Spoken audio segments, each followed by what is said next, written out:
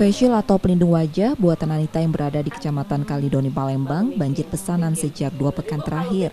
Pemesan kebanyakan dari sekolah mulai SD hingga SMA meningkat hampir 80% untuk kebutuhan siswa di sekolah dalam penerapan protokol kesehatan COVID-19. Pelindung wajah ini berbahan mika dan memiliki ketebalan 0,4 mm dengan ukuran berbeda sesuai pesanan.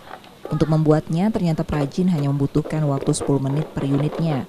APD 1 ini dijual mulai dari Rp15.000 hingga Rp20.000 per unit.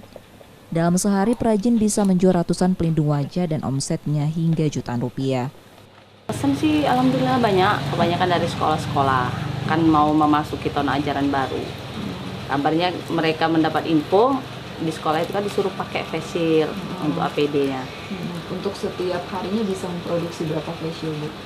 Sekitar 2-3 lusin lah, kadang tergantung pesanan, bisa jadi sehari itu ada yang 50.